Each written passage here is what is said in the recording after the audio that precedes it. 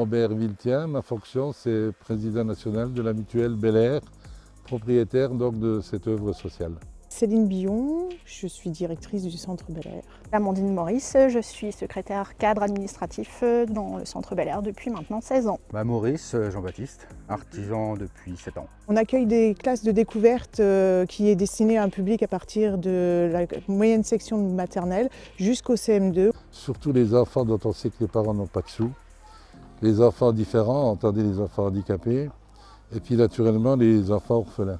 La capacité d'accueil est de 80 enfants. On a un agrément Jeunesse et Sport et ministère de l'Éducation nationale. On accueille aussi des colonies de vacances. On a notre période d'activité qui est bien chargée à partir de mi-janvier jusqu'à fin août. C'est une œuvre sociale qui appartient aux mutualistes policiers et c'est une bonne façon pour nous policiers d'être solidaires et citoyens.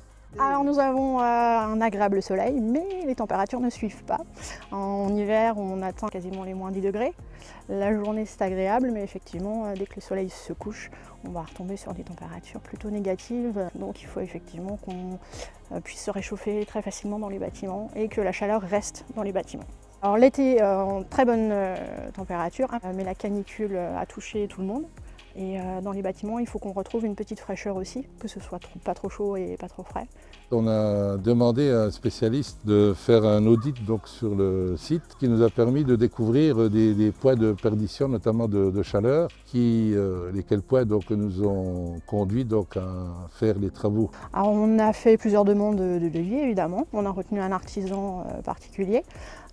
Qui a l'habitude du bardage et de l'utilisation donc aussi de l'isolant Skytech évidemment, qui nous a d'ailleurs bien parlé de ce produit, tout nouveau pour nous et qui répond tout à fait à nos critères de demande, qui était de l'isolation en premier pour nos bâtiments d'hébergement et puis après pour un petit peu rénover et donner un petit cachet plus jeune au centre.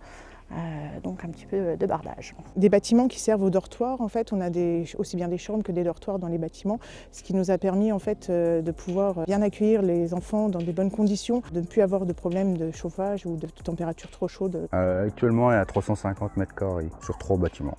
Parce que je leur avais proposé, j'avais déjà utilisé sur plusieurs autres chantiers. Et j'aurais fait des démonstrations, ils en ont été très contents. Donc on est parti sur un produit pas mal écologique aussi. Facilité de pose, il ne prend pas beaucoup de place, il est HPV, indéchirable, résiste au feu, écologique. Même à découper, il se découpe au cutter très facilement, il s'agrafe. Je trouve du très bon produit. Et avec la bande adhésive, bon, c'est quand même pratique. On est quitte de se repromener avec un rouleau de scotch pour recoller avec les bandes alu, tout ça.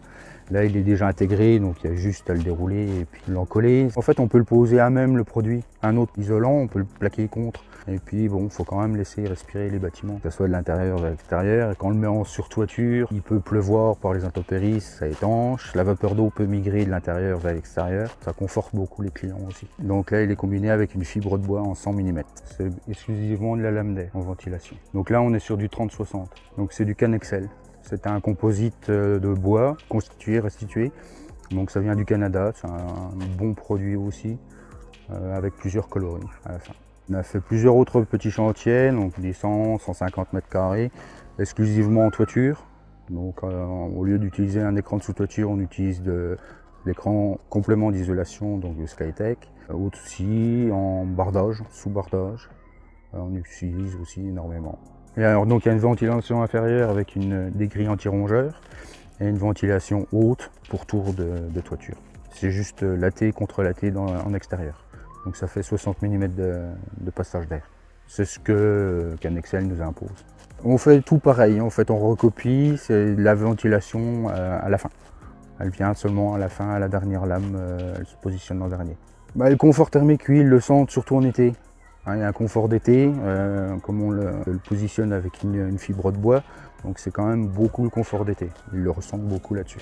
Sachant que les tuiles, quand même, ça chauffe quand même pas mal. On a des grosses différences de chaleur entre le matin, la nuit, la journée maintenant. Je pense qu'il faut utiliser des produits comme ça.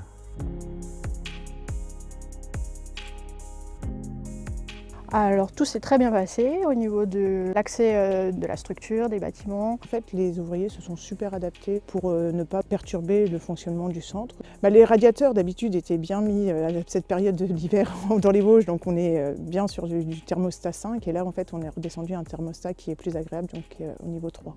On constate sur nos factures de chauffage une baisse relative et très appréciée par les administrateurs de la maison.